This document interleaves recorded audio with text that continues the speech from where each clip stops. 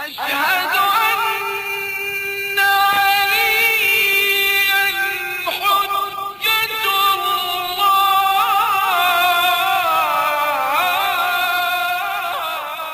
بسم الله الرحمن الرحيم. اللهم صل على محمد وآل محمد. Assalamu alaikum wa rahmatullahi wa barakatuh. Today we're going to be sitting here with Brother Hassan, inshallah asking a few questions and discussing a few topics, inshallah ta'ala. Assalamu alaikum. Wa alaikum assalam wa rahma wal ikram. Right, let's jump straight into this then. Let's not waste any time. So I've got a few questions, just want to run through a few little bits with you and just understand what is it, or why are you in particular a follower of the madhab of Ahl al-Bayt alayhim salam? Why are you a Shia? Bismillah ar-Rahman ar-Rahim. Allahumma salli ala Muhammadin wa ali Muhammad. I think this is a very crucial question, and I think it's an important question that every single Shi'i needs to ask himself on a daily basis, on a consistent basis, and be persistent with this question and be persistent in trying to achieve or acquire the answer. Why? Because too many of us have just inherited our religion. We don't know why we are Shia, and if we don't know why we are Shia, we can't really be proud. Yani, you being proud of why you're Shia isn't really a valid reasoning. Do you understand what I'm trying to say to you? So, I say this, for example. The reasoning behind I am a Shia is specifically the consistency of rationality when it came to the beliefs or the principles of religion, when it came to Shi'ism. What do I mean? Now, we don't want to get into a whole theological discussion going through all of our usul al-din and then the discussions occurring with it and so forth. No. What we are discussing here is a specific matter, and I'll give a specific example. Okay. For example, we say Allah subhanahu wa ta'ala rationally has to be what? The creator. He is the one that shapes the shapes. He is the creator of the shapes. He is the creator of forms. When you go back to the textual evidences and you see what is the Shia belief regarding Allah subhanahu wa ta'ala, you'd see that, they say Allah doesn't have a body, Allah doesn't have a form, Allah doesn't have a location. That fits exactly with the principles that I started with to start to believing in God, right? For example, I believe Allah is unlimited. There's no limit to Allah. There's no had to Allah. You go to other schools of thought, you would see that they say, no, he has a hand, but not like our hand, whatever befits his majesty. whatever befits his majesty. So we say, this can't be true, or that they believe, for example, you could see Allah on the Day of Judgment. We say, okay, but then that means he's located in a location. So the principles that you started with to try to prove Allah, now you're going against it. But they say, no, you have to start believing in the text. The second reason I am a Shia is what? Is because when I looked into, by the way, there is more rationality to why I became Shia, or why I am Shia, when it comes to Tawheed, Adalatillah, Nubuwwah, Imama, Mi'ad, and so on. Well, that was just a small example. The second reason is because when you look at the investigation of the history of Amir al-Mu'mineen, and you look at who should have been Caliph, who should have been the Imam after Rasulullah sallallahu alayhi wa sallam, no one fits that characteristics, them attributes that fills that understanding of who is the greatest being after Rasulullah, or the greatest individual that should have taken the place of leadership other than Amir al-Mu'mineen. Matches all the criteria. Amir al-Mu'mineen says to you, Saluni qabla an tafqiduni, fa wallahi inni a'rif turuqat as-samawati wal-ard. Ask me before I leave you, for I know the navigations through the heavens and the earth. a man is telling you this, you want me to go to other than Amir al-Mu'mineen? Now they'll say to yes, but then now you have to choose between Ismaili, Zaydis. That's another discussion. More mushkila. I couldn't go to another individual. Even the Shia belief, it solves all political, economical, financial problems. What do I mean? We're just looking at it from the outside. Shias believe Imam must be infallible.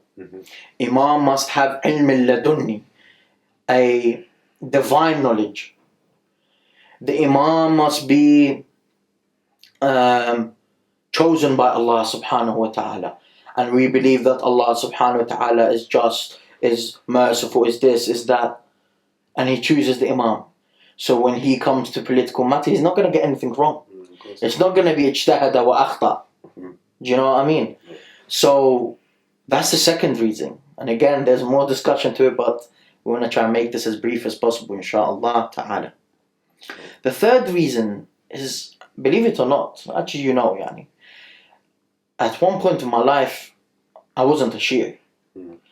But when I started reading the dua of the Imams of Ahlul Bayt, I was so shocked.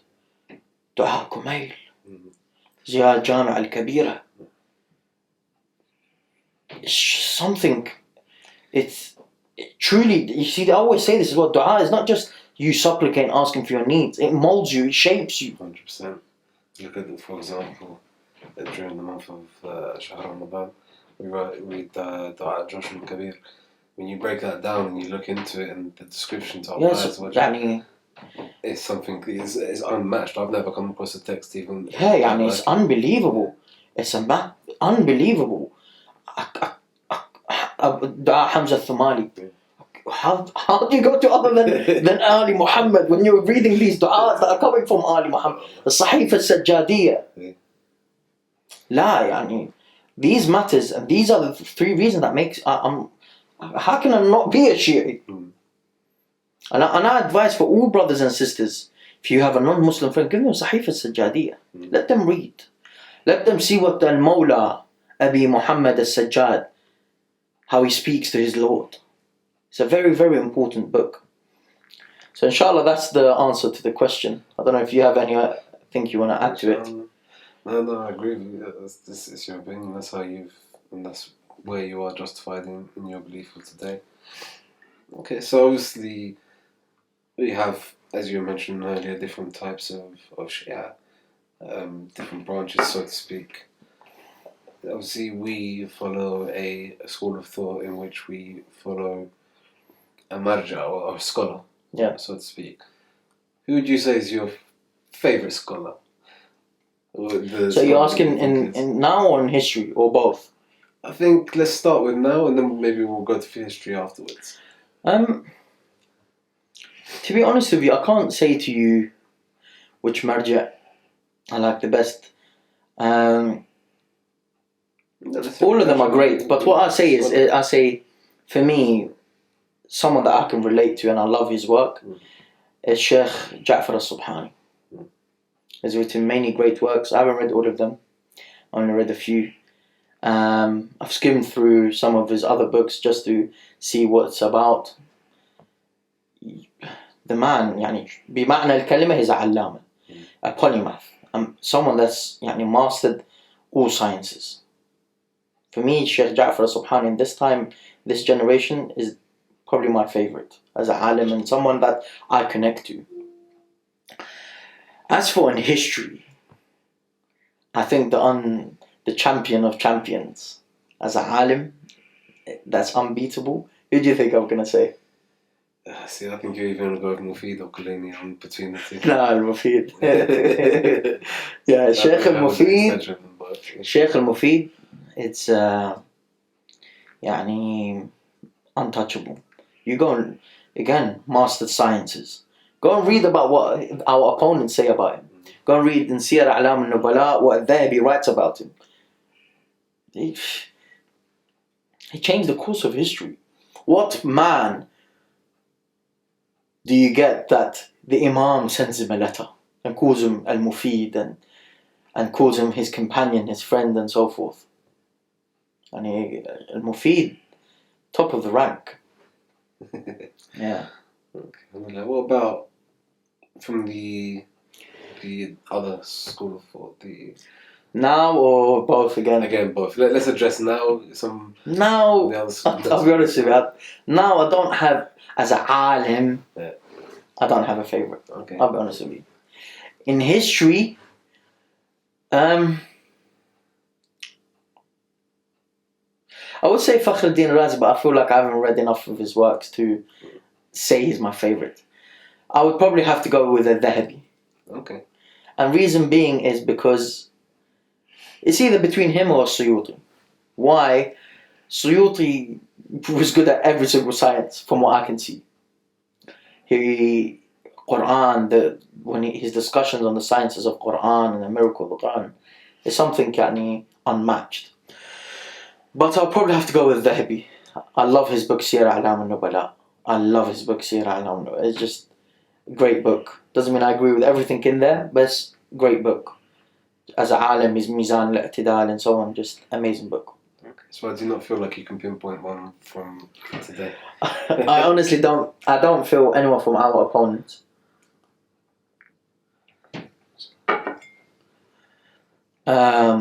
Right now is, you know what? Maybe Sheikh Hatim Auni, the one that I met in Saudi Arabia.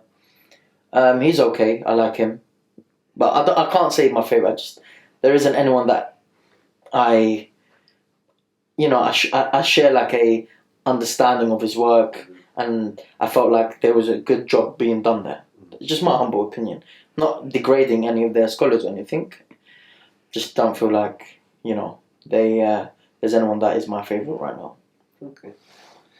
Because that moves me kind of on to my next question, which is, what would you consider from both sects, both schools of thoughts, main schools of thoughts in Islam, your favourite book of hadith? What would you think I'm going to say again? You know me quite well. Wait, let's see actually. In the comments section, you write what you think is my favourite book of hadith before I say it. No cheating though. Go on, what do you think? Well, it's hard to put a touch onto it. I mean, off the top of my head, I don't know. I don't even want to take a guess. Go on, try it. Well, just knowing me. What would you go for?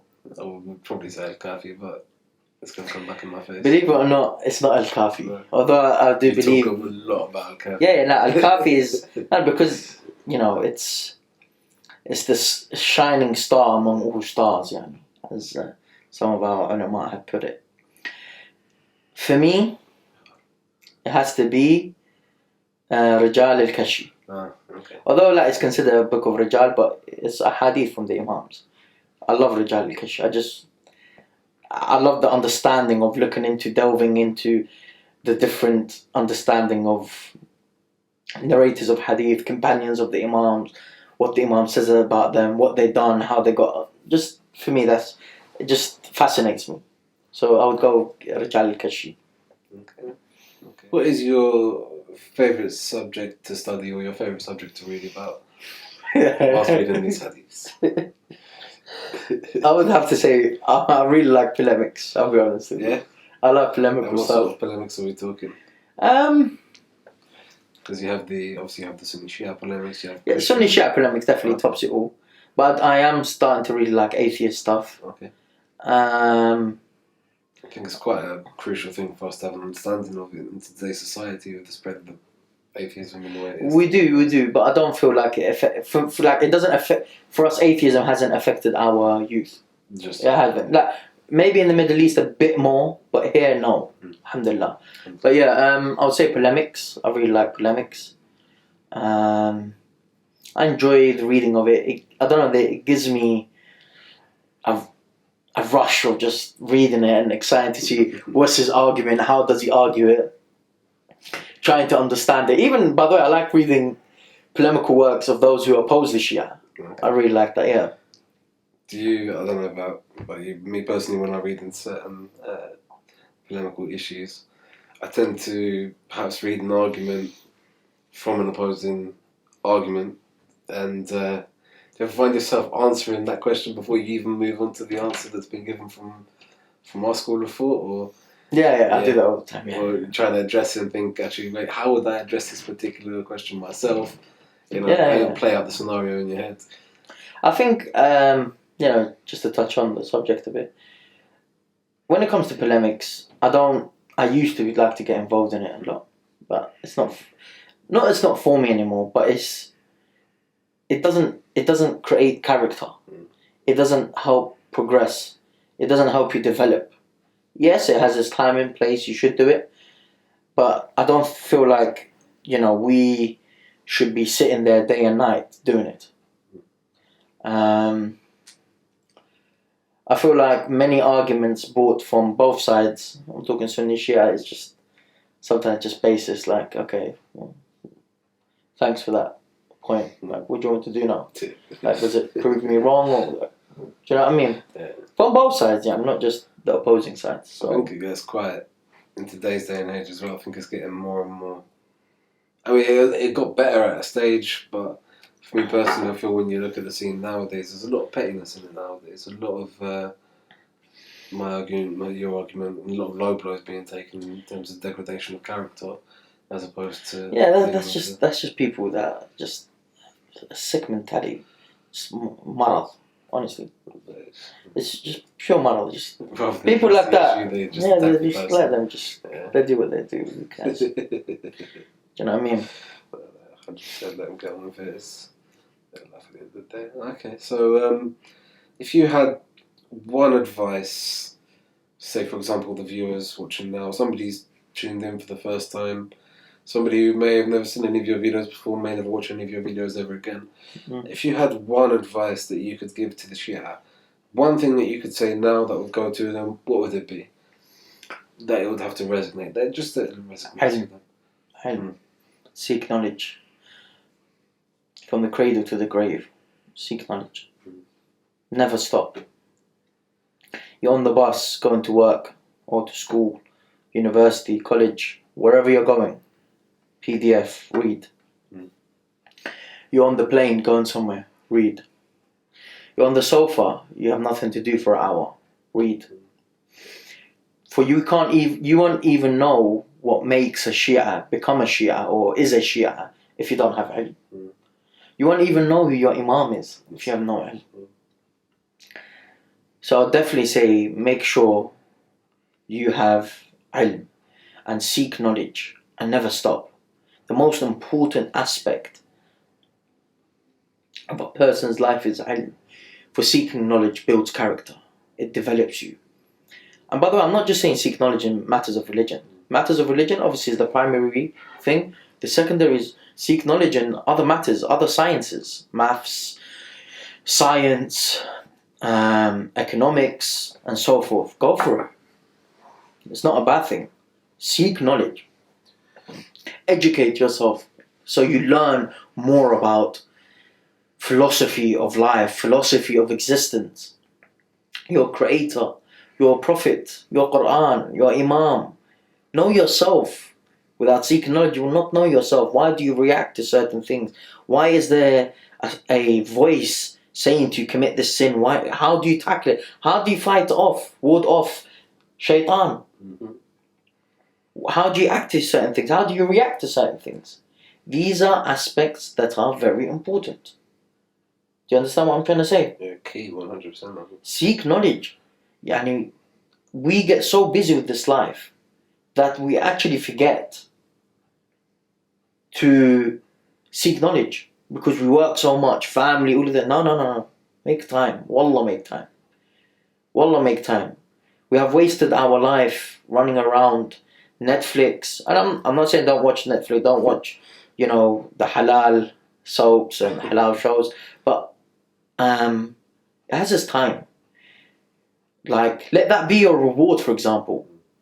For example, you go to work, you come back, you spend time with the family, you study for 3-4 hours your religion, you socialize with your friends on social media, then you sit down for a break and you just watch your show.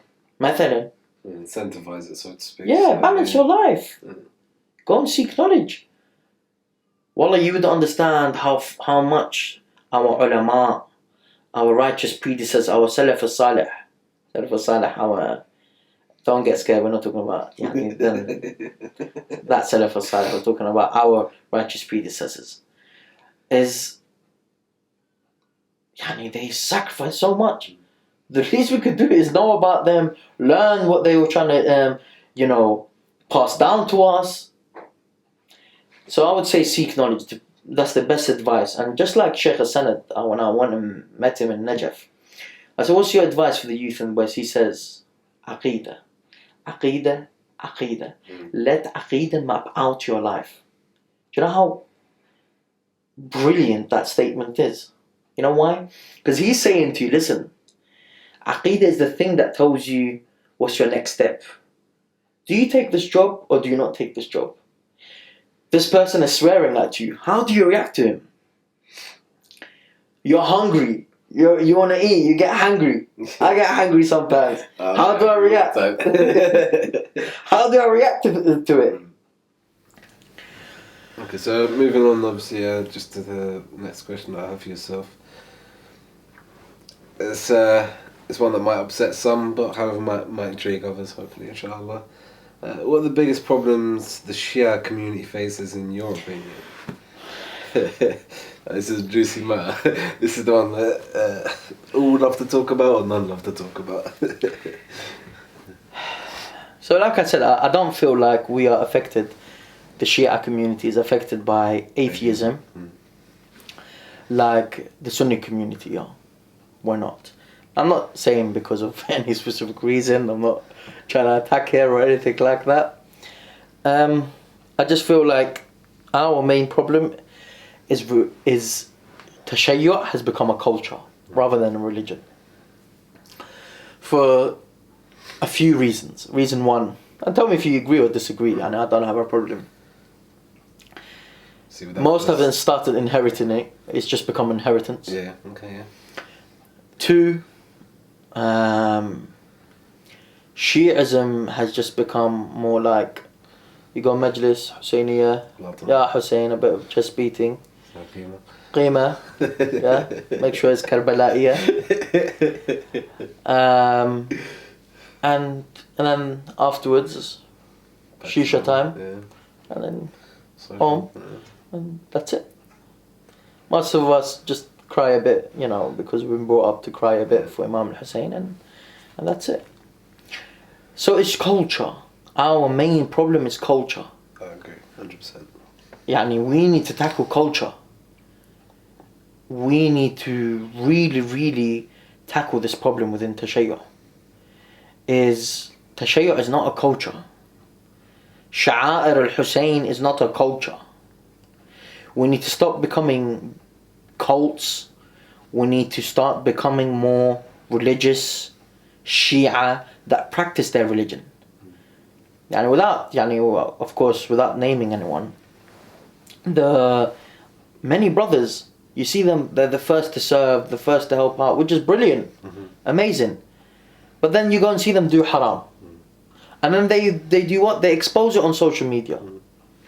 This type of actions is unacceptable. Wallah, it's unacceptable. Wallah, it's like we live in a confused state. You have those who go on the minbar. Then they want to dress in a certain way. Yeah. They want to have a certain type of hairstyle. Look, shabab, I'm not saying don't look good. Being religious doesn't mean look ugly. No, look good. Wallah, look good. And I'm not saying you're not allowed to gel your hair. No, gel your hair. But aku usloob, aku etiquette. Do you understand? Not everything that is not haram you should do. For example, we don't have a narration, or we don't have even a fatwa, if I'm not wrong, from my knowledge, I might be ignorant in this matter, but for me, I haven't seen it, is that that says it's haram on the istishhad of one of the Imams, except Imam Hussein or Amir al-Mu'mineen, for example.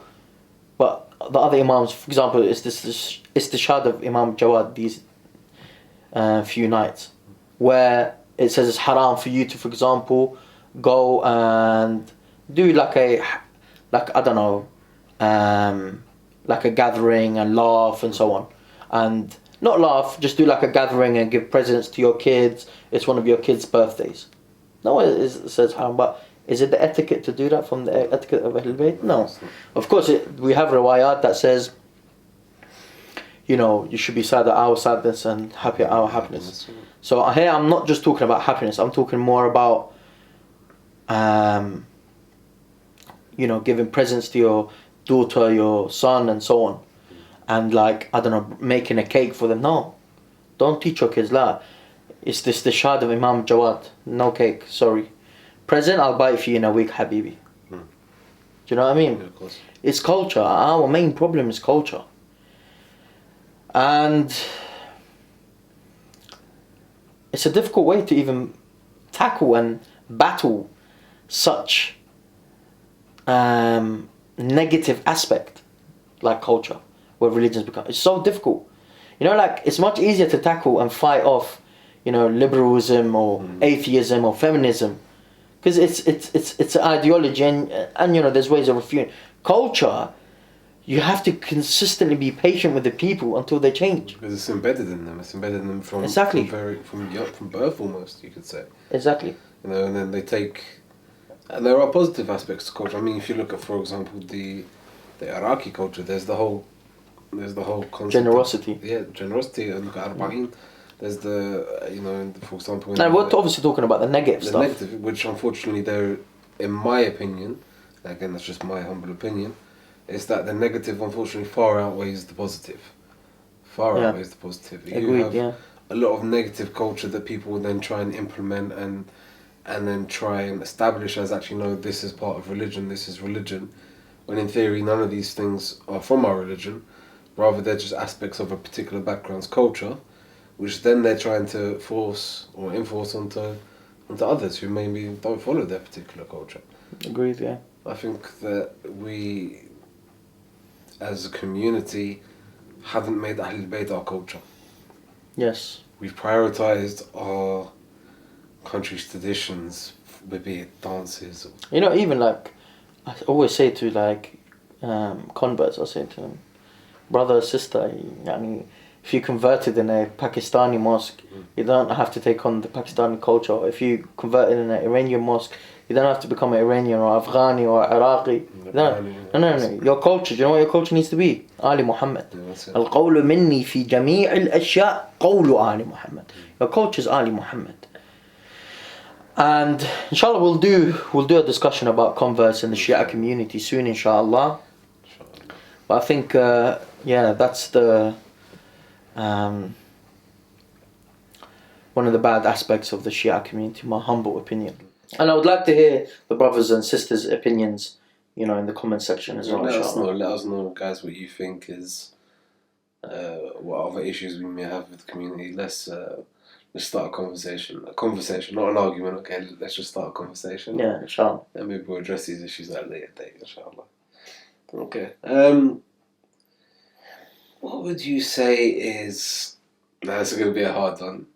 What would you say would be your favourite hadith, either from the Prophet or from the Imams alayhim salam?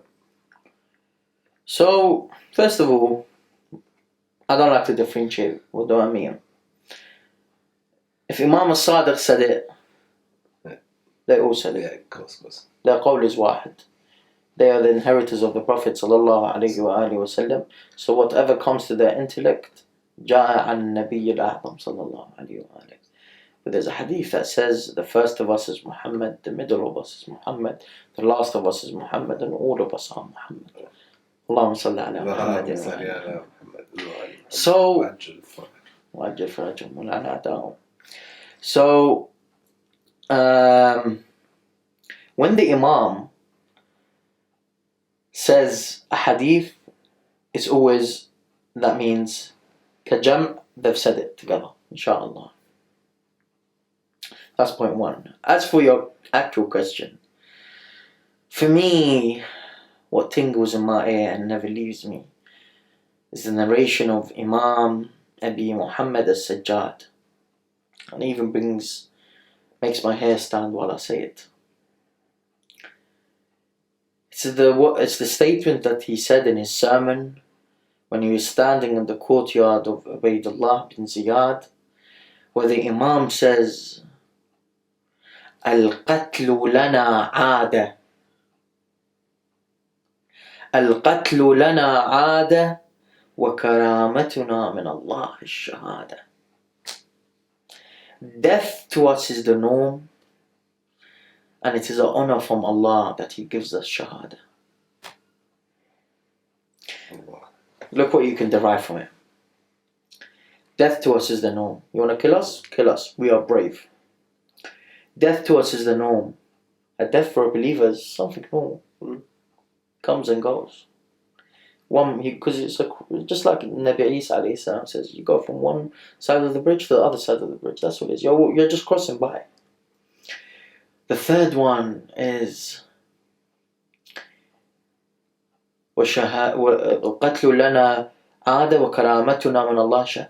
That means we should fight, strive to become martyrs in the way of Allah subhanahu wa ta'ala. That we should be on the path of Imam Abi Abdullah al-Hussein. And you imagine he says this after the death of his father, after he was massacred in the lands of Karbala. Remember this statement, Ya Shia. Al-qatlu lana aada wa karamatuna min Allah ash-shahada. I think for me it sums up A'immatul Huda alayhim wassalam. It does send a chill down your spine, doesn't it? Yeah, definitely. It's one we have to take with us everywhere and remember every day of our lives, inshallah. Inshallah. Okay, so what advice would you have for somebody who's recently started looking into religion or recently taken a decision to perhaps start practicing their faith a bit more seriously?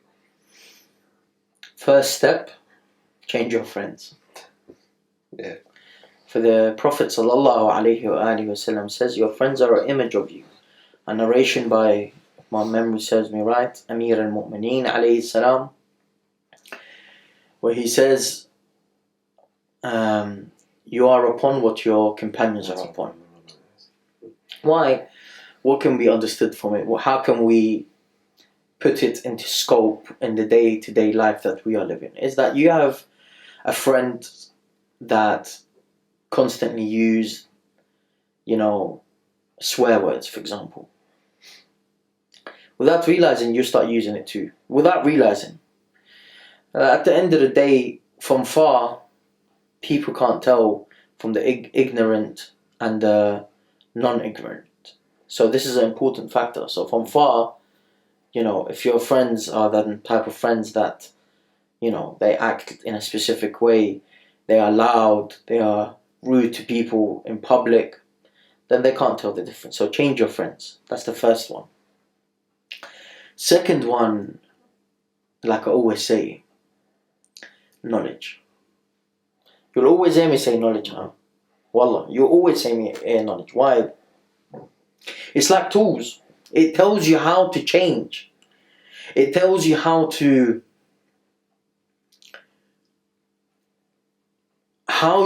it gives you the guidance, the map of how to change, how to develop yourself. Knowledge.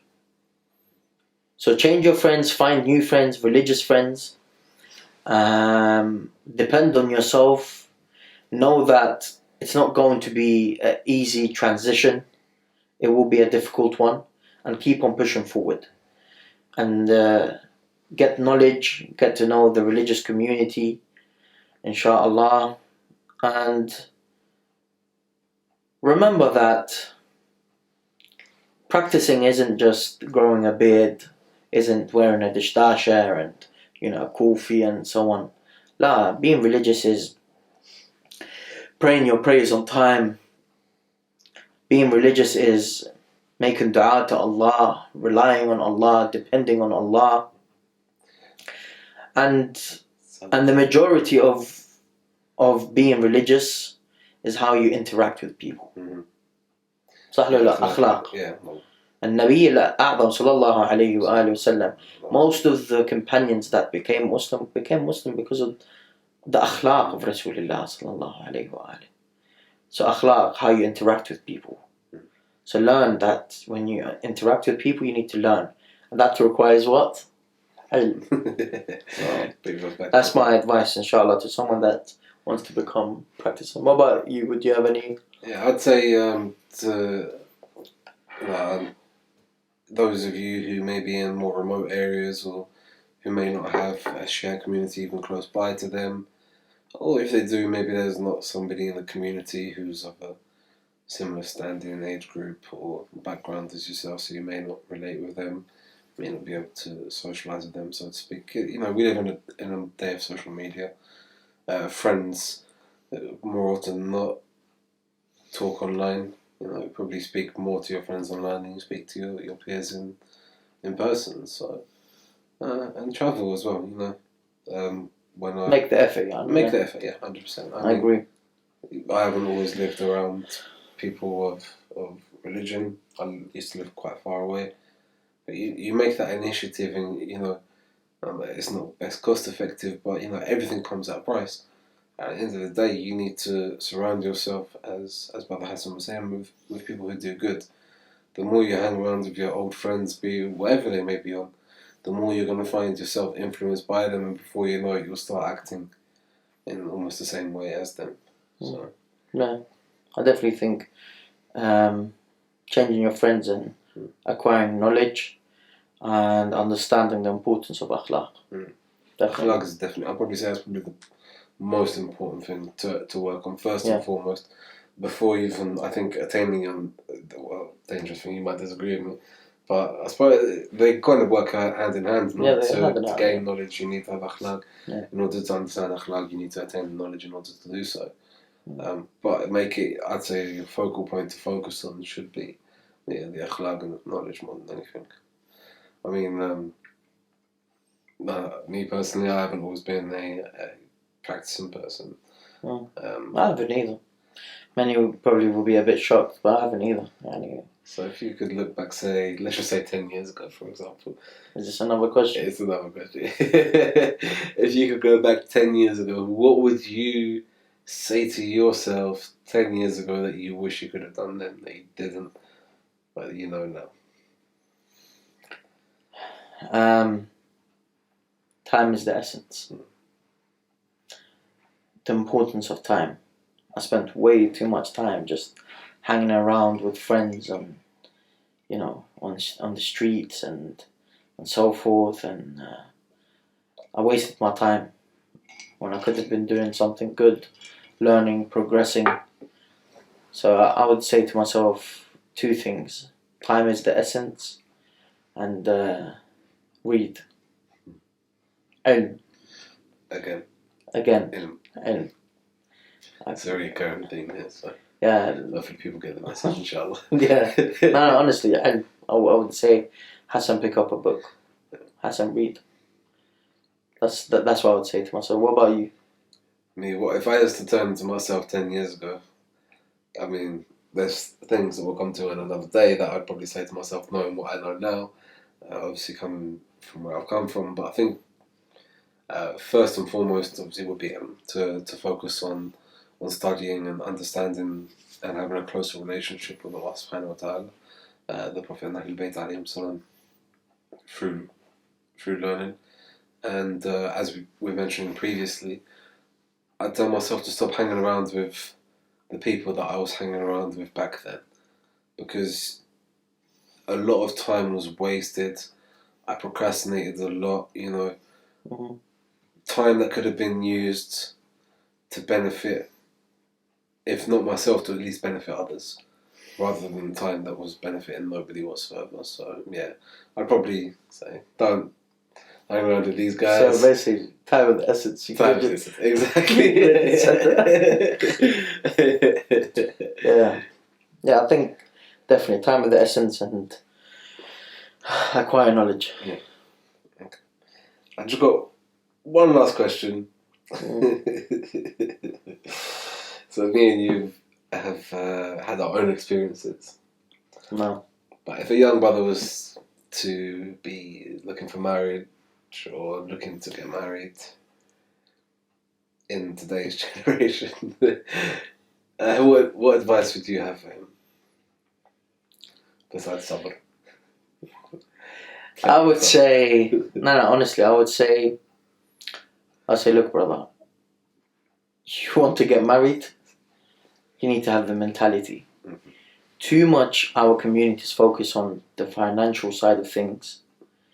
They too much focus on, what university you graduated from, what diploma do you have, what masters, what PhD, all of that mentality. Are you ready? Are you ready to get married? Have you understood the responsibilities of getting married? Have you understood how to deal with a woman? And for the sister, don't take it like I'm saying. It's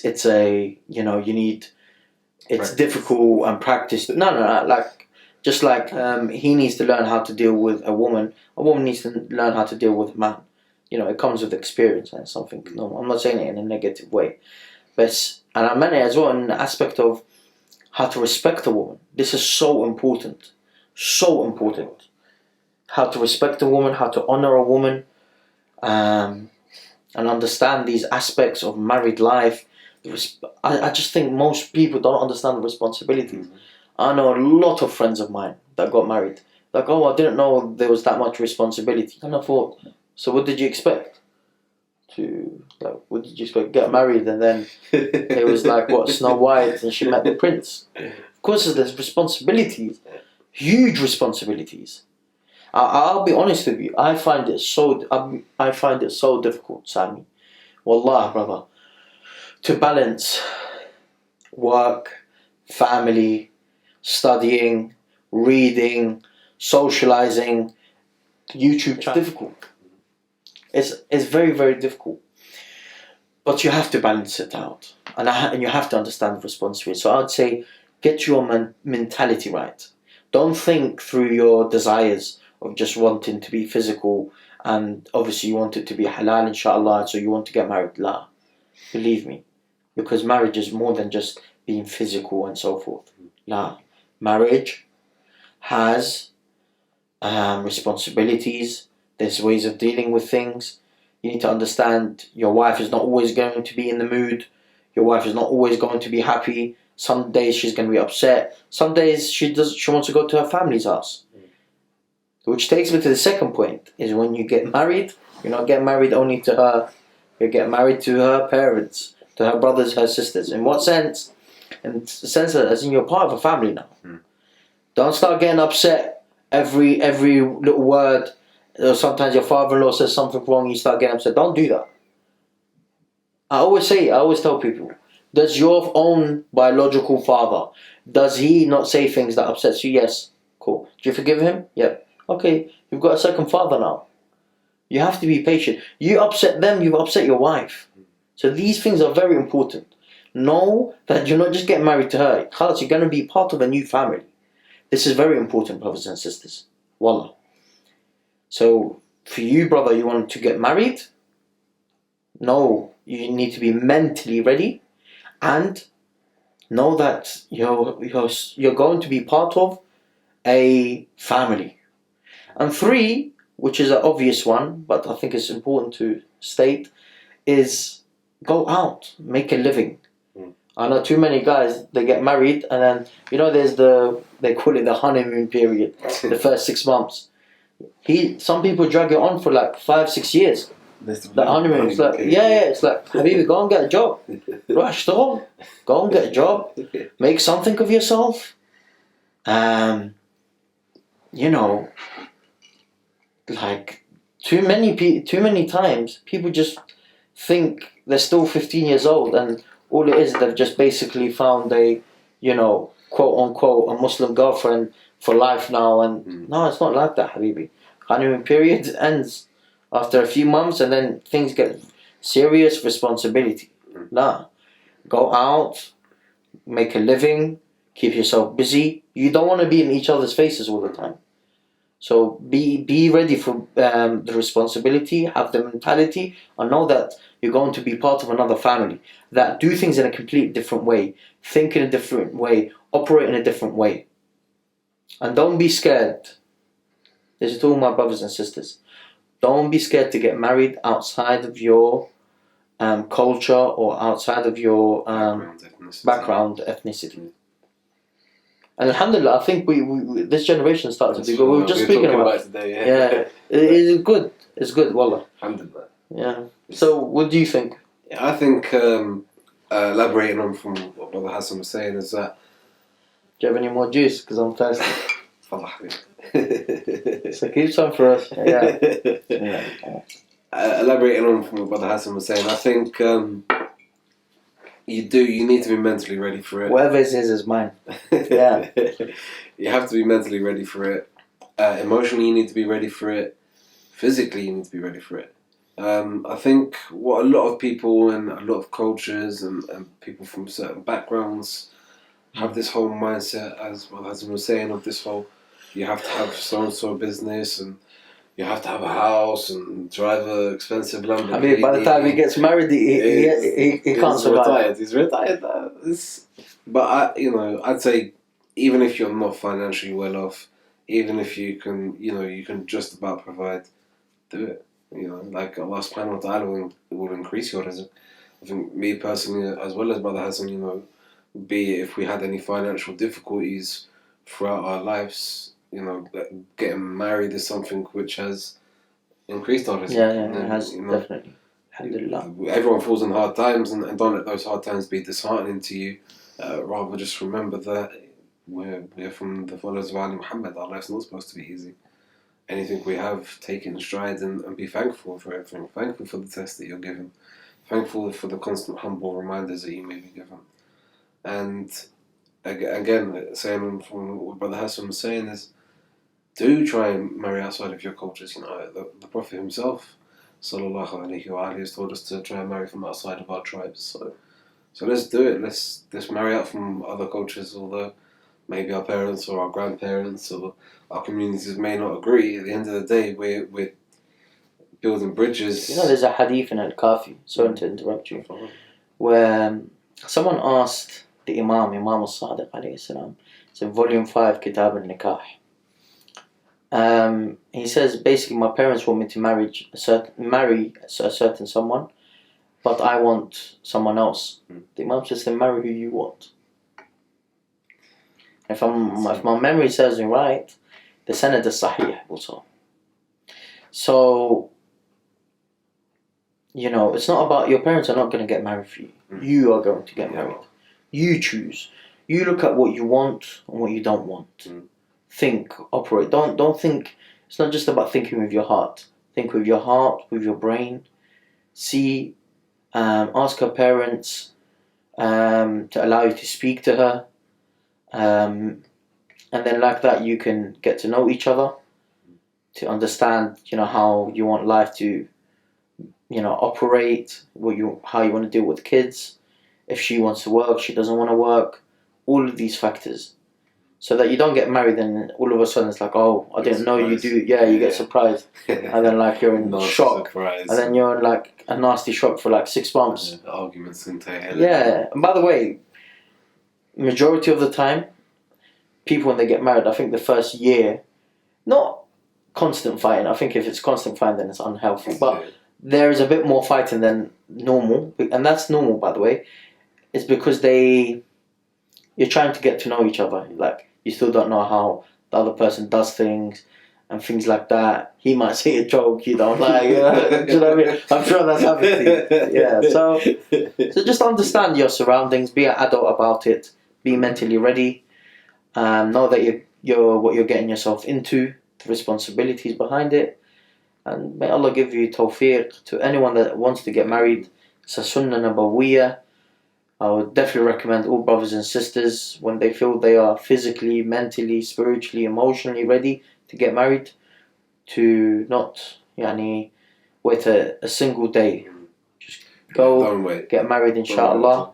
And maybe we can discuss one day, how do we find a wife Or how does a wife find the husband? Yeah, of course, yeah, definitely. In our day and age, because not all the time does it have to be the man looking. Sometimes the woman is looking. So everybody's story is the story of marriage is different to mine. Yeah. I think one thing I'd say to all brothers and sisters for that matter as well is that I more often not. I mean, alhamdulillah, I've been very fortunate, but I more often not have brothers who say to me, "Sammy, I can't find marriage. I'm finding it too difficult. This, you know."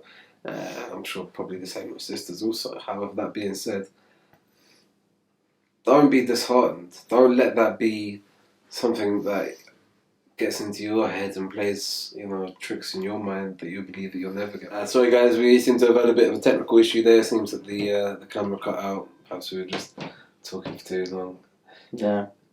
Sammy was just repeating a lot of what I was basically saying. Nah, I'm joking, but alhamdulillah, inshallah you all benefited from this Q&A. If you liked it, let me know, inshallah we can do some more, inshallah. And maybe this time we'll allow them to ask the questions, and by all means, do and then you can ask them. Live question and answer thing. Maybe we could do that as well, inshallah. Remember us in your du'as, and may Allah subhanahu wa ta'ala bless you all. هذا وصلى الله على سيدنا محمد وأهل بيته الطيبين الطاهرين.